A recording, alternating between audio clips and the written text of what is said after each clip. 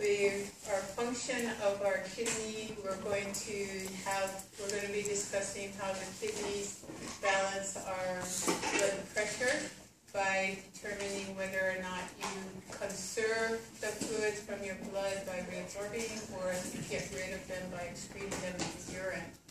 So we're going to talk about water balance. We're going to be talking about a lot of different things like clearance of osmosis and clearance of water. So we're going to get rid of excess particles.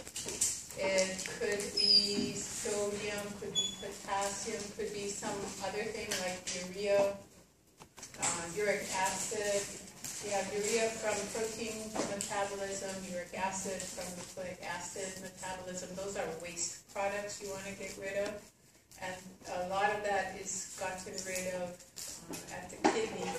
Creatinine comes from creatine. If you remember, creatine phosphate is a high energy molecule in our muscle. When our muscles have high metabolic rate, some of that creatine gets out and becomes creatinine in our blood. We can use creatinine as a measure of our glomerular filtration rate, which is how fast does the kidney get rid of solute and fluid. So a little bit of an overestimation of GFR, glomerular filtration rate, but it's a non-invasive way to determine that rate. Skip pH buffering, but that's chapter 15. Detoxification, a lot of drugs are gotten rid of via the urinary system, and other toxins are gotten rid of via the urinary system. So we've got the liver and the kidneys that can help to detoxify us. If you're going to be prescribing medications, if you're going to be a pharmacist or an MD, I think some nurse practitioners can also, physician's assistants, not nurse practitioners, can prescribe medication. You have to know about the renal clearance of those medications in order to prescribe the right amount to have the effect that you want to have on the patient. And you have to know how age affects the kidneys. Because if you give a dose that you give to a younger person to an older person whose kidneys don't function the same way, you might be giving them an overdose. Renin, if you're typing it into your notes and it comes out R-E-N-N-I-N, it is not the same as R-E-N-I-N. R-E-N-I-N is an enzyme, so is R-E-N-N-I-N, but R-E-N-N-I-N makes cheese, and R-E-N-I-N activates your renin, angiotensin, aldosterone system. So Microsoft has to learn that there is really a word called renin, not just renin, which is your cheesemaker. Erythropoietin comes from the kidneys to stimulate red blood cell production in the bone marrow. The kidneys also add one of the OHs to vitamin D to actually, I think, finish the activation of vitamin D, which helps you with calcium absorption at the intestine.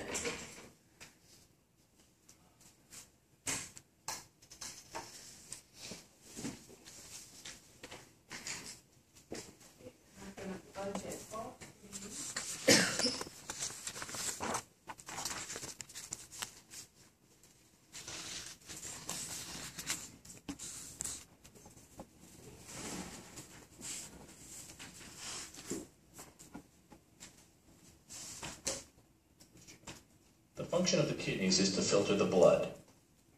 Blood enters the kidney through the renal artery and leaves through the renal vein. Blood capillaries thread through two areas, the outer cortex and the inner medulla.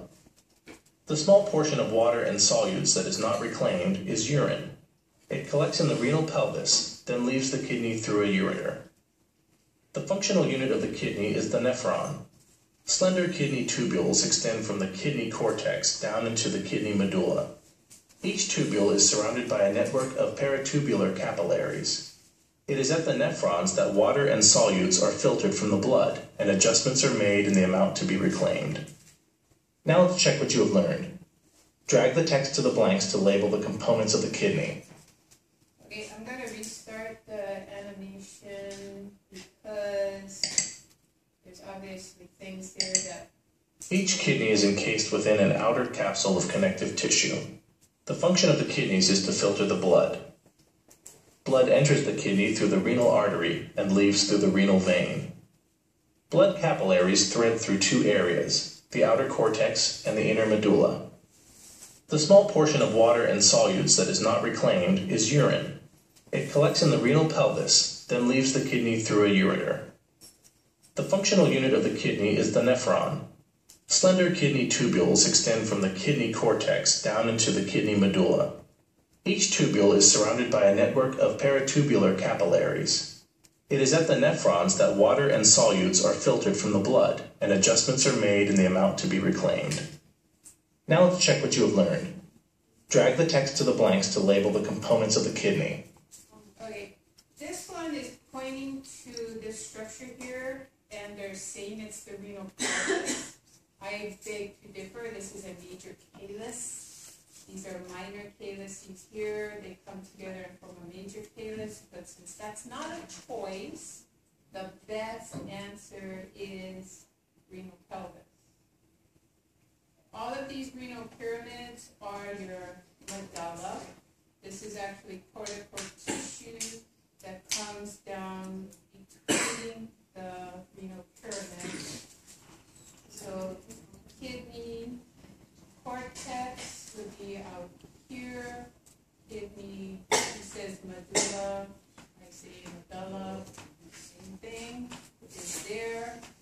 Capsule is what's on the outside. It helps to protect the delicate structures inside from maybe bacterial pathogens, things like that, that might be in the area around there, so a little extra protection. And then artery going in, and no vein label, so you're coming out. That's correct. The renal artery delivers blood to the kidney. Nephrons that extend from the cortex into the medulla filter the blood and form urine. The urine collects in the renal pelvis and then flows through the ureter to the bladder. So all these little red areas here, those are the tips of renal pyramids that are into the screen. And so they would collect, the urine would be collected in the minor calyces into the major. So where everything comes together just before it exits to go out to the ureter, that would be the best answer area for renal pelvis, which is the sink that then goes channels the fluid into the drain.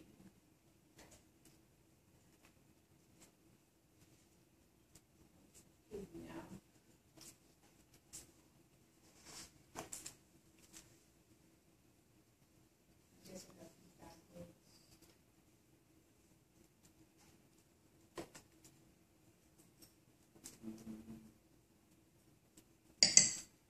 The paired kidneys constantly filter water and all solutes except proteins from the blood. Water and solutes are reclaimed as the body requires. The remainder is excreted as urine.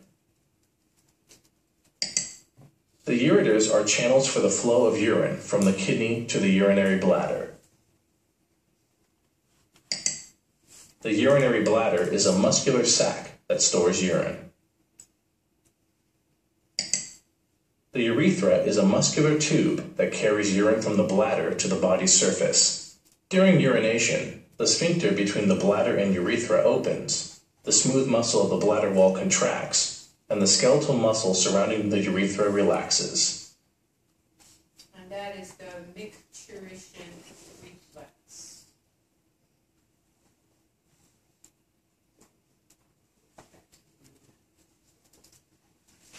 This nephron that they have drawn here is a cortical nephron.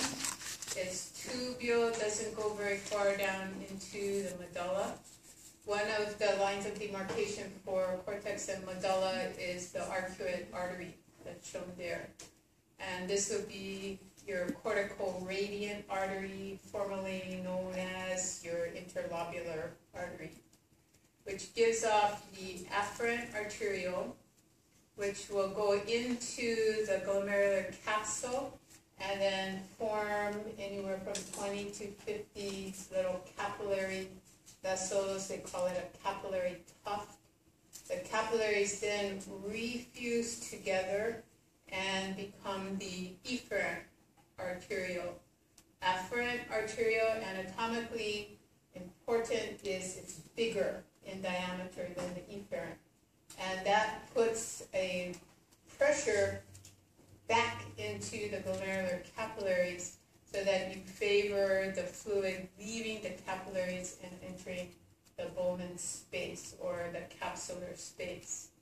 So if they were the same diameter, the blood that flowed in would have the same pressure going out, but since the outflow is smaller, then there's a higher pressure to get that blood into that smaller channel. So the pressure builds back into the capillaries. These are fenestrated capillaries with little windows in them, and the fluid then gets pushed out and small particles get pulled with the fluid out into the diffusion barrier. Fluid that gets through and the particulates that get through channel into the proximal convoluted tubule, which then winds around, and you see in this illustration, proximal convoluted tubule is winding around to this side. The distal convoluted tubule is coming, or the ascending limb and then distal convoluted tubule is coming back between the afferent and efferent arteriole. That is where your macula densa is going to be located. And that's going to have specialized cells that will look at solute concentration and water pressure. And that will then determine whether or not you set off the renin-angiotensin-aldosterone system.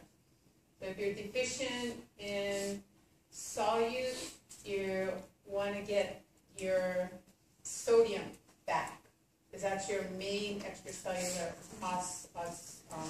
electrolyte. It's the main osmolarity in your extracellular fluid. So aldosterone will reabsorb sodium. You also want to reclaim water, and some of that water will come back when sodium is reabsorbed, but then you also have the ADH, the vasopressin, that angiotensin II will release, that will affect the reabsorption of water from the collecting duct. So sodium is reabsorbed in the distal convoluted tubule. Not sure why they started convoluting here. Actually, it's straight up to that point as the ascending limb. And then D, the distal convoluted tubule, distal, the collecting tubule, and then collecting duct. The peritubular capillaries are formed from the afferent arteriole.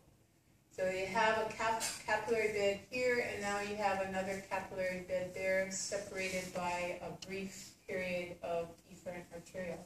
You've got a portal system. Portal systems, by definition, two capillary beds connected together by another vessel. Sometimes it's a vein, here it's an arteriole.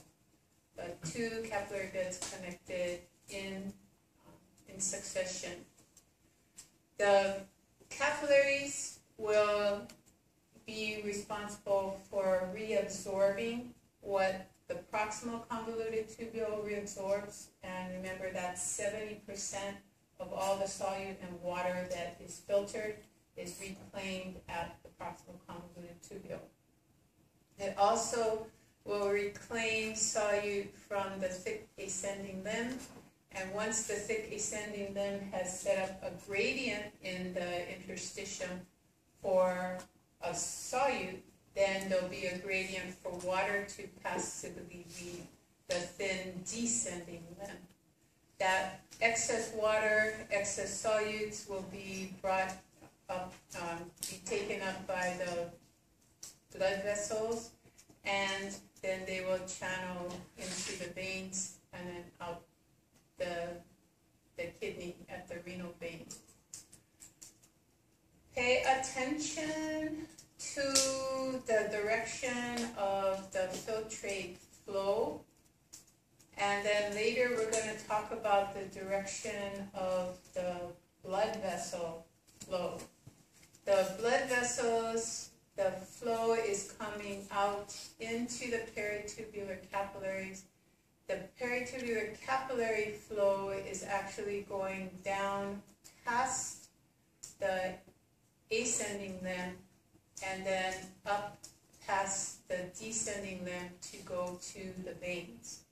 The color here is a little bit backwards because the higher oxygenation will actually be going past the distal convoluted tubule and less oxygenation in the blood going to the vein.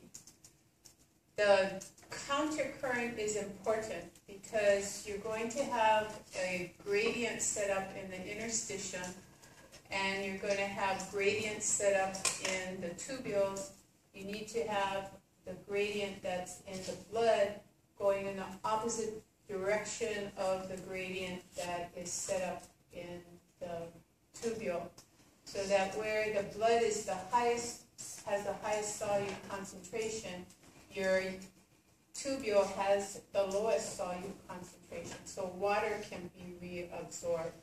And where the solute is at the lowest concentration in the blood, you have the solute at the highest concentration in the tubule, so solute can be picked up at that point. You may be wondering when we talk about the gradient going from 300 milliosmoles up to 1200 milliosmoles for the fluid in the tubule, and that has to be matched by the interstitial fluid solute concentration. This is way above what you would expect a cell to be able to function normally at. 1200, you'd expect water to come out of the cell function would decrease. But these kidney tubules, they're smart. Those cells figure out a way to move solute out.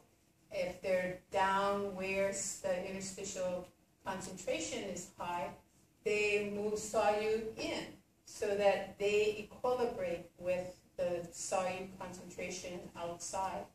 When it's very dilute, they move solute out, so they equilibrate with the concentration in the interstitium. And they function just fine because of that. So these cells, if all your cells in your body were like that, to some extent they are, but these cells have a greater ability to move solute in and out.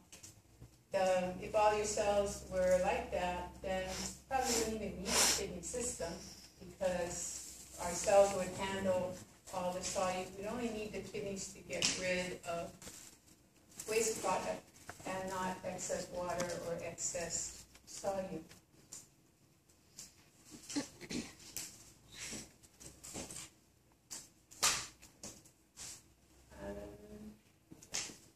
Distal convoluted tubule is going to respond to aldosterone and reabsorb sodium. It's going to respond to ADH, and especially in this collecting tubule segment, move water for reabsorption.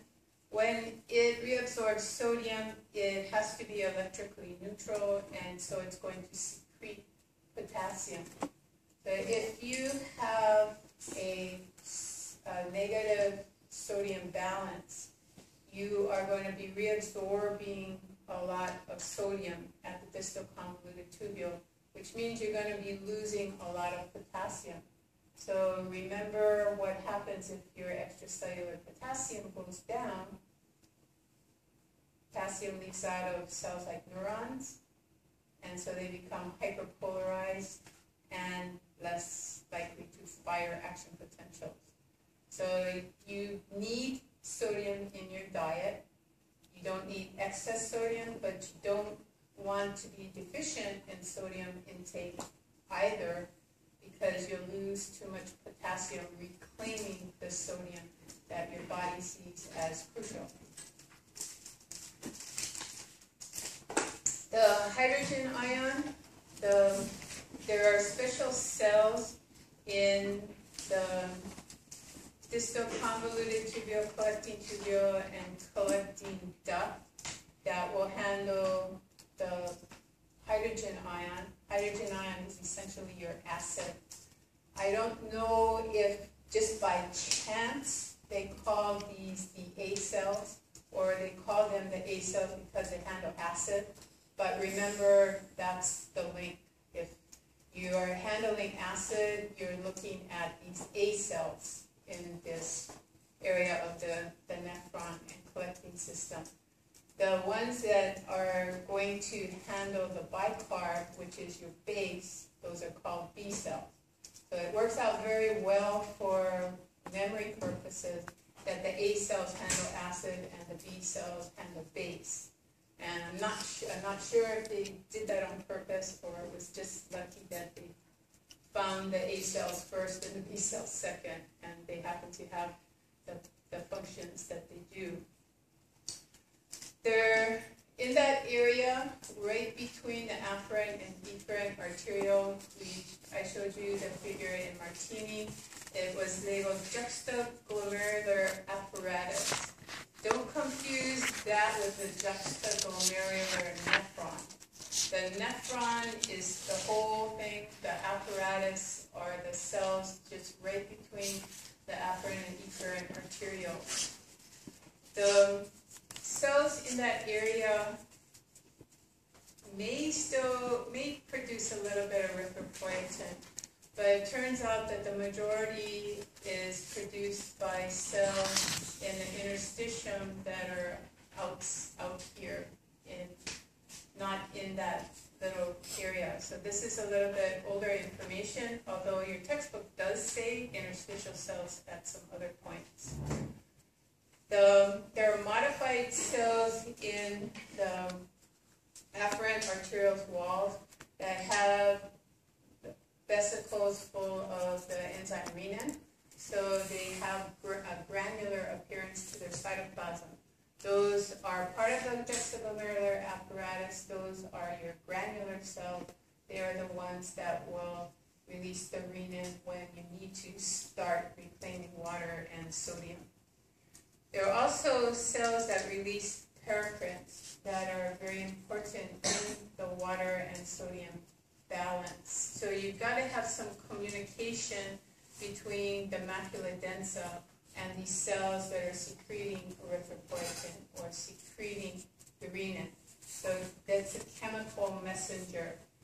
And that usually is something as simple as calcium and sometimes adenosine that are coming out of the macula densa cells.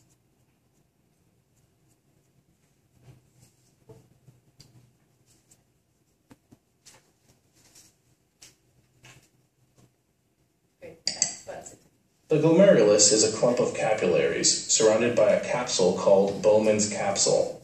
An arteriole delivers blood to the glomerulus, which acts as a filter. As blood flows through, some of the fluid portion of the blood is filtered out and enters the proximal tubule.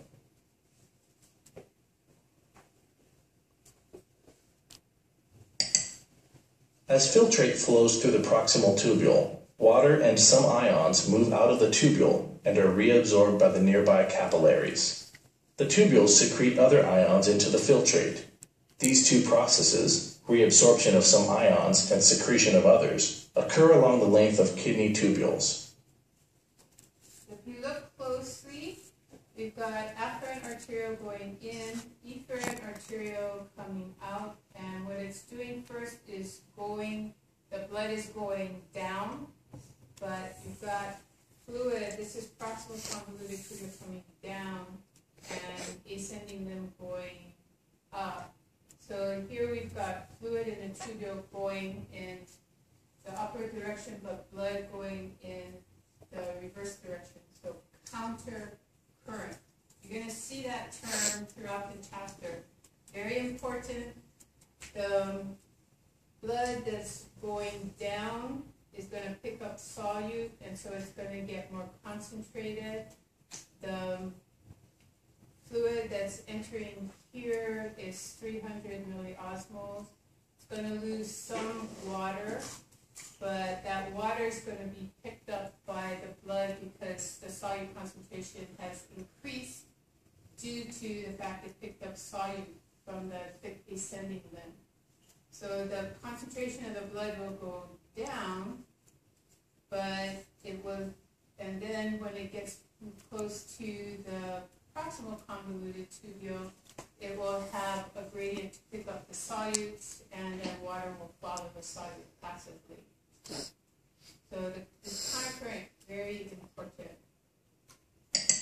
concept. In the loop of Henle, the tubule makes a hairpin turn. The movement of ions out of the loop of Henle sets up an osmotic gradient that is important in the kidney's ability to produce urine. The descending limb in the loop of Henle is only permeable to water, and the ascending limb is only permeable to solute, not to water. The distal tubule receives concentrated filtrate from the loop of Henle. The urine concentration is determined largely by the action of hormones that control the movement of ions across the wall of this region. That's wrong. Sorry about that. The distal convoluted tubule is going to receive very dilute fluid from the ascending limb. Remember, it's pumping all these ions out, sodium, potassium, and chloride, at high rates. So actually, the fluid that is going by the macula densa is probably lower in concentration than what was actually filtered at the glomerulus. Then you can either let that fluid out if you're overhydrated and have a high urine flow rate with very little solute, or you can pull water back from that and concentrate the urine if you need to conserve the water and put out a low volume of very high concentrated urine.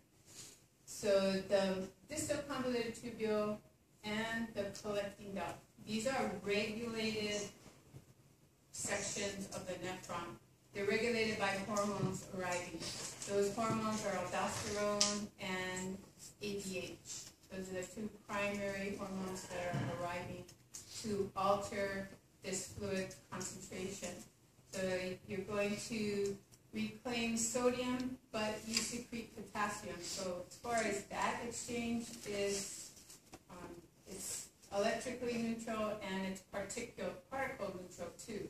So when you reclaim the water, then you concentrate those particles that are remaining and put out a lower volume but higher concentrated urine due to most of the water being reabsorbed at the collecting tubule and collecting duct. Like the distal tubule, the collecting duct is sensitive to hormonal control and plays a role in determining the final urine concentration. The fluid that leaves the collecting duct is urine, which enters the renal pelvis.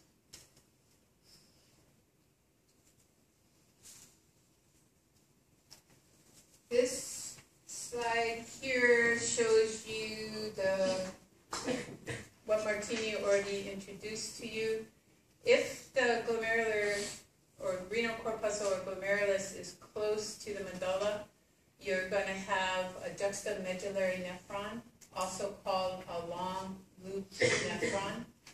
And the loop of Henle will go way down towards the apex of the renal pyramid. The cortical nephron is going to only go a short distance into the medulla, and majority of it will be out in the cortex. We have 80 to 85% of our nephrons being the short loop type. we tend to have relatively good access to water. So therefore, we're getting rid of water more than we're trying to conserve water. But should you happen to not be getting access to water, you can shift the blood to these long loop nephrons, and then you can reclaim a lot more water. So by definition, the tubular pole goes into the PCT, proximal convoluted tubule. The tubule bends back and forth on itself, and then for a brief period of time straightens out before it enters the medulla, and then becomes the thin descending limb. So for short, small t, small d, and L for loop. So thin descending limb as opposed to big T, which is thick, and ascending limb. So TDL, TAL. The thick ascending limb, this is a new, that H is new to me. We had small TAL for thin ascending limb before, and a big TAL for thick ascending limb. So now they've added the H and capitalized that. I don't know why it doesn't. It's not really necessary as far as I'm concerned, but should you get confused, as I get confused when I see the big T, I automatically assume it's thick, and then I look, oh, they're pointing to thin, so no, that's wrong. Ask me, and I'll clarify it for you. Thick ascending limb is where solutes can be pumped. The thin ascending limb is permeable to some solutes, not permeable to water. Thick ascending limb is permeable to sodium, potassium, and chloride, and not permeable to water. So solute is coming out on this side and concentrating the interstitium. First pass of the adult fluid through the adult kidney, nothing can leave this side because there's no gradient in the interstitium. So once you have solutes coming out in the interstitium, then you can have water coming out the descending limb. Thin descending limb is permeable passively to water, nothing, and the solute component will come out. The water that leaves, excess water, is going to go into the basa recta. Excess solute that comes out on the ascending side will also go into the basa recta. The cortical nephron doesn't have basa recta, it just has peritubular capillaries. The juxtamedullary nephron has peritubular capillaries. The illustration doesn't show them, but the afferent always branches into peritubular capillaries first, and those will be in the area of the proximal and distal convoluted tubules. And then if there's a long loop, those peritubular capillaries will form the basa recta. Here, the peritubular capillaries handle everything, so no need for the basa recta. Distal convoluted tubule and collecting tubule, they're kind of combined here, but there's actually a section that is just before the collecting duct that is also part of that ureteric bud that grew into all this metanephros. The distal tubule is part of the metanephros, but the collecting tubule is part of the collecting system. The fluid goes into the collecting tubule, collecting duct. Those have the highest number of transporters that are, or receptors that are going to bind ADH. So the majority of the water is going to be reabsorbed from the collecting tubules and collecting duct. Once you get down to the papillary region, you don't have any further capability to alter the filtrate. So it's actually urine at that point, and then it will diffuse into the minor calyces. They will join together, and the fluids will go into a major, and then to renal pelvis, and then out the ureter.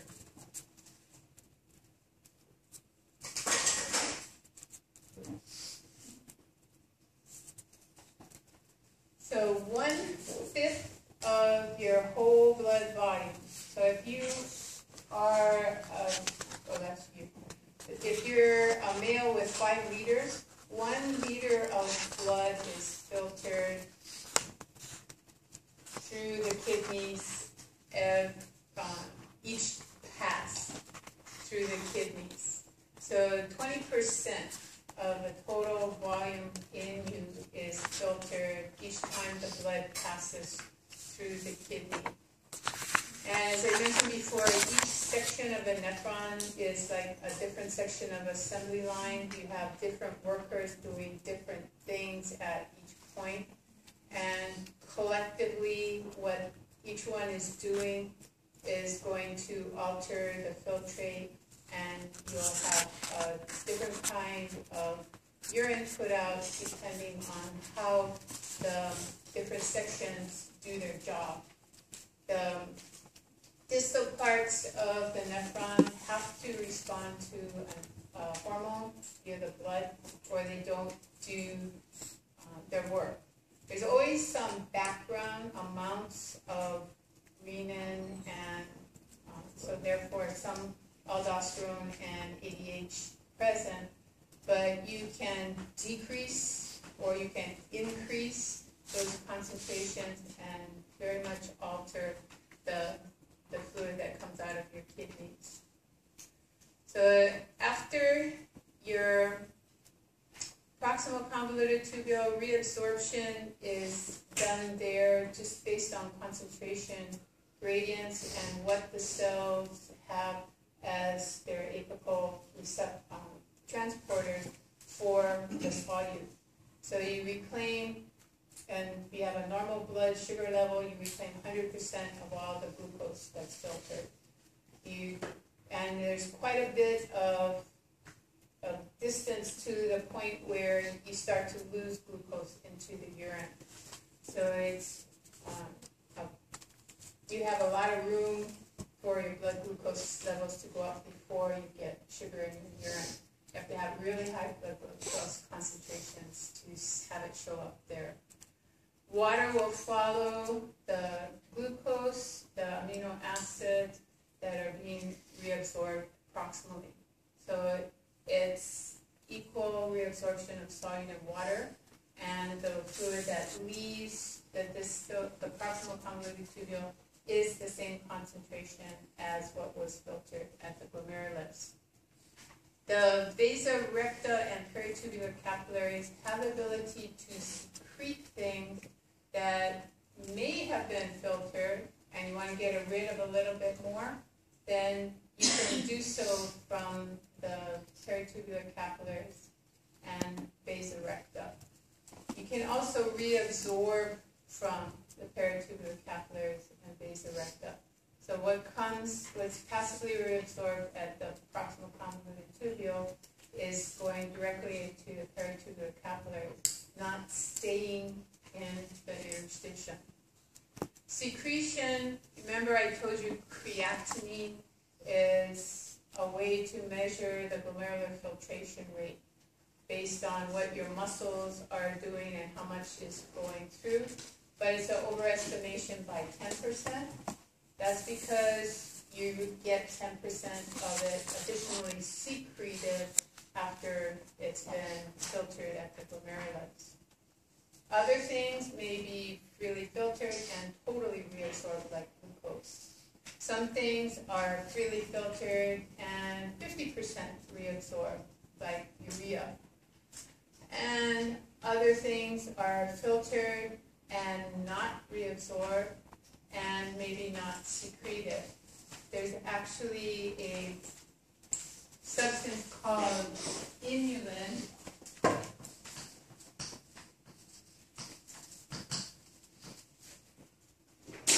which it doesn't exist in your body, but, and I don't know how they figured this out, but if you infuse it into your blood, it's freely filtered at the glomerulus.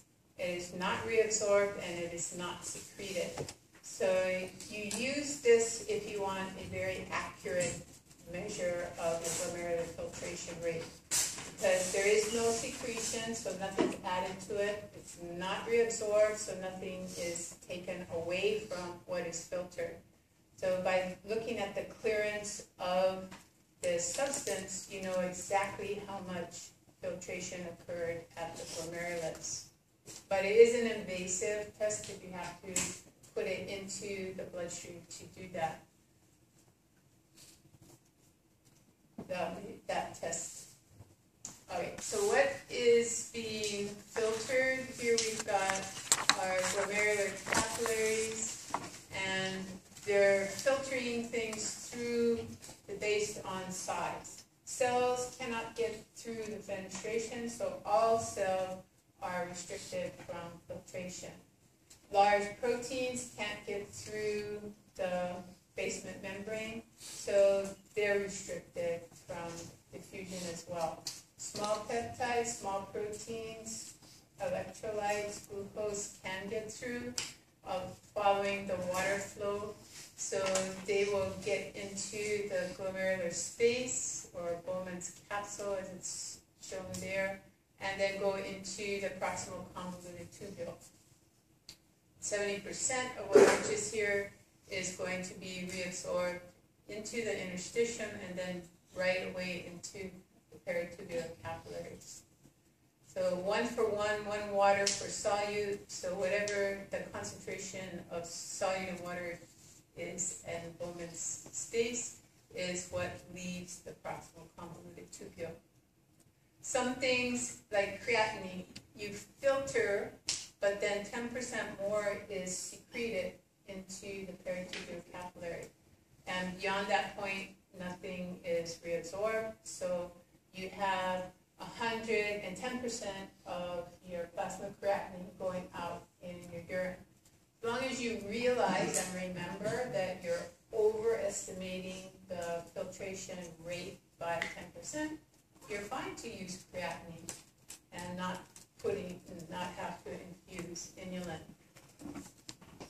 So every time the blood passes the kidney, 20% of the plasma is going to be filtered. Most things are going to be reabsorbed because you can't afford to lose them, or you have to be seeking them out and consuming them again.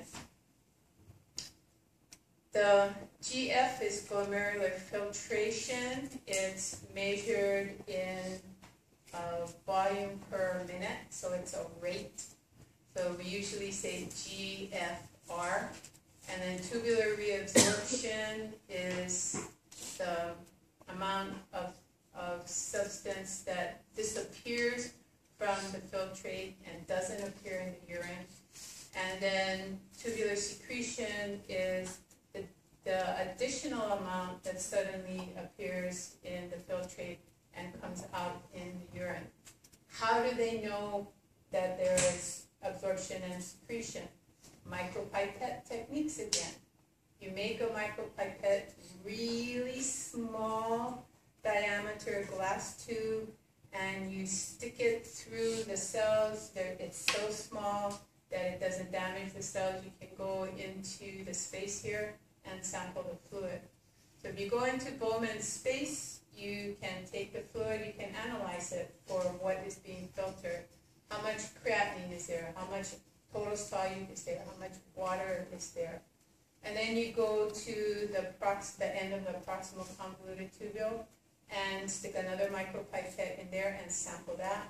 And then look at solute concentration.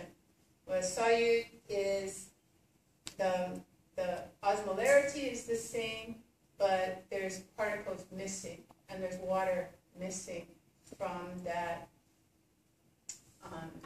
fluid at the end of the proximal convoluted tubule. You sample from the thin ascending limb, the thick ascending limb, and distal convoluted tubule, and collecting them. And so you can compare, you can see if something was secreted here, but ends up being in a higher concentration in the urine, you can come back and find exactly where it was secreted into the tubule. If it is disappearing, if you're getting less out in the urine, you can come back with your micropipettes and find exactly where it was reabsorbed from the tubule. So there's an equation that you will have to memorize, and it's not a hard equation. What is excreted is equal to what is filtered minus what's reabsorbed plus what's secreted. So you can, a lot of times the textbooks will just say E is equal to F minus R plus S. So excretion is equal to what's filtered minus what you reabsorb plus what you're secreting. Not everything is secreted, so sometimes maybe that is not a part of your equation. Sometimes things are not reabsorbed, they are secreted, so that may not be part of your equation. So questions on the exam may be, how do you figure out what is reabsorbed if you're given all these other things? You know, you have to know how to manipulate your equation to determine, so for example, if you want to determine what is secreted, then you want to have that on one side of the equation, move this to the other side of the equation. So if it's positive on this side, it's got to be negative on this side. If it's negative here, it's got to be positive on that side. And then you'll have what's secreted. So you have to know how to do that kind of manipulation. Also, if I have something that is freely filtered at 100% and it's not reabsorbed and it's not secreted, then you have to be able to tell me what type of molecule that is. The only one that fits the bill, freely filtered, not reabsorbed, and not secreted, this guy, inulin. And that's the one that you use to determine the glomerular filtration rate.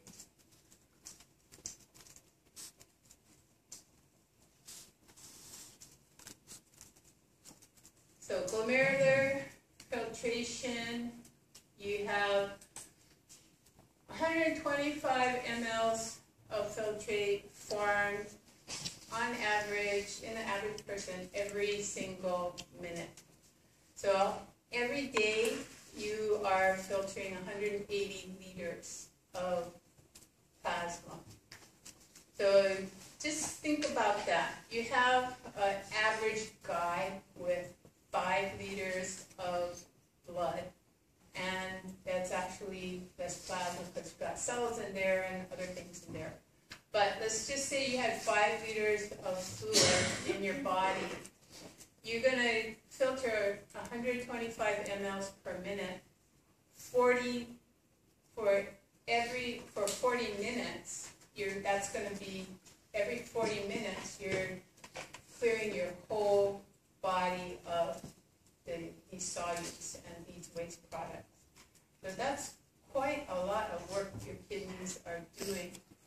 Another way to look at it is you have that 5 liters going through your kidneys 36 times a day to get to that 180 liters per day. So again, your kidneys are pretty busy. The reason I'm not going to test you on that math, I'm just trying to make a point here. Think about what's happening and how important the kidneys are to you. That you're 36 times a day, your whole blood volume is getting cleared of waste products and substances. But also you have to have working nephrons to get back everything that's, oh, sorry, I filtered it and you can't afford to lose it, so you got to get it back. that's primarily what the proximal convoluted tubule does for you, is get 70% of that. Oops, it got filtered, but we can't afford to lose it back. Okay, reabsorption.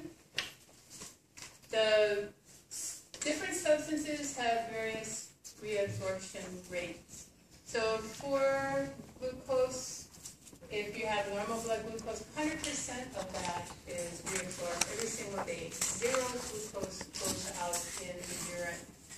Well, if you look at all the solutes that are filtered, of the 180 liters that's filtered every day, you've got only 1.5 liters going out with waste products in it. The rest of the solute, the rest of the water is being reabsorbed. So these are figures for well-hydrated people. If you are dehydrated because you're out in the desert and you forgot to bring water, or your plane crashed and you're in a life raft without water, then things change.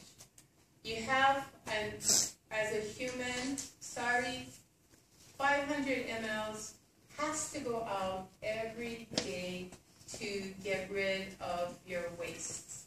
This is referred to as an obligatory water loss. You're obliged to get rid of half a liter per day of this solute. If you're in the desert, if you're on your life raft with no water, as long as you don't have an infection yet, reclaim that urine and drink it again, because you have water there. It's sterile when it comes out. If you catch it in a clean container, it should still be sterile, and so you can re-drink it. It's better than shriveling up and dying because you lose these 500 mLs per day. So you can recycle some of that water back in. Yes, you're recycling the solute too and some of the waste product, but you're getting the water back, and that's what is buying you time for your rescue to come. Sounds gross, but keeps people alive if they're willing to do that. Tubular secretion is one more way that your body can get rid of things it doesn't want, with that over and above what can get through the filtration barrier. It's selective, so not everything can be secreted. You've got to have a transporter in the blood vessel that will get it into the interstitium, and you've got to have a transporter in the tubule that will put it into the lumen. If you do have a substance that's going to be secreted, then after filtration, after you've measured it in the glomerular capsule with your micropipette, you're going to see that it's in a higher concentration in the urine than it was at filtration, the area of filtration, which is your glomerular capsule. That's how you know that it must have been secreted. Where it's secreted, just sample along the nephron. Wherever its concentration goes up, that's the point where it's got the secretory mechanism.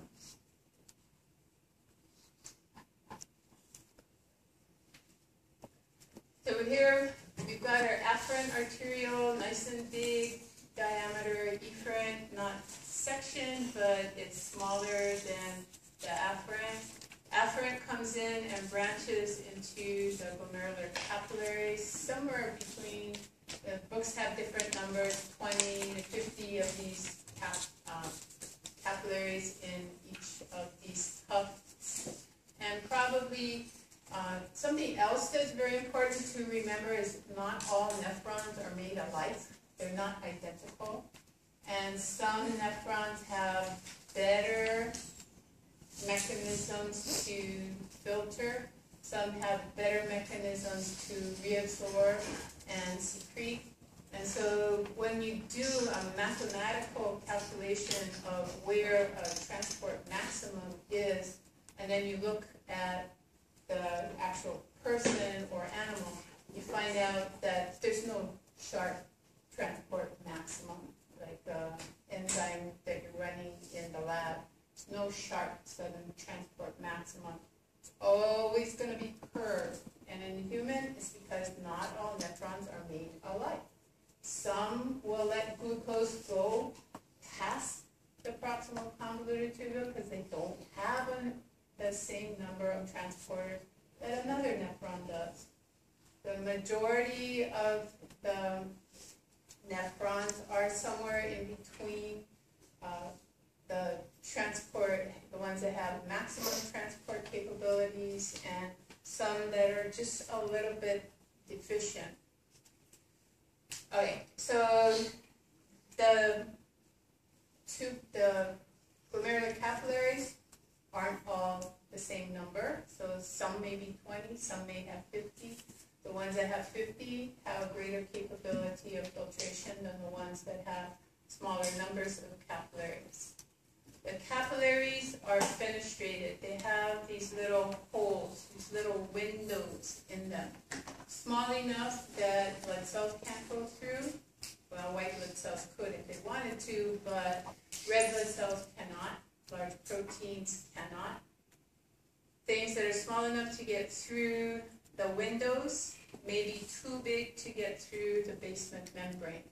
And there's actually 3 layers to that basement membrane, which if you look closely, there's a dark layer in the center and 2 lighter layers on either side. There, if you remember our basement membrane description way back that semester, there is a lamina rara and a lamina densa. Lamina densa is in the center. As its name implies, it's dense and it's hard for things to get through, including light. Lamina rara, a little bit looser, light gets through. So larger things get through the lamina rara interna, might get stuck in the lamina densa. And then this lamina rara externa is the next barrier that things hit. And then you run into these podocytes. And podocytes have little secretion proteins that go laterally and form a slit barrier. So things may not get through the slit. They may have made it all the way through the basement membrane, and then they can't get through the slit barrier. And then after that, you've got glycocalyx that the podocytes have on them, and you might not get through that either. But if you do, then you're in the capsular space and you can go on to the proximal convoluted tubule and maybe be reabsorbed right there, or maybe you'll get all the way to the later part of the nephron before a hormone makes you be reabsorbed. So you have a combination of barriers to substances. As I mentioned before, you have these intraglomerular mesangial cells that are phagocytic, and they make sure that this stays cleaned out. Having particles stuck there actually increases the osmotic sucking power of the filtration barrier. You have more particles, so lower water concentration. It helps with fluid moving out of the capillaries. But you don't want it to get so full of solute that it impedes fluid movement. So you've got the intraglomerular mesangial cells that will help with that. Podocyte foot processes are contractile. They can make that slit barrier smaller, or they can make it wider. If they make it wider, you have greater filtration. If they make it narrower, you have less filtration. And also those intraglomerular mesangial cells are contractile, and they influence the size of the pore in the capillaries. So this shows you the interdigitation of the foot processes. So there's foot process from one cell interdigitating with the foot process of another cell, and so the slit membrane is coming from one cell and another cell.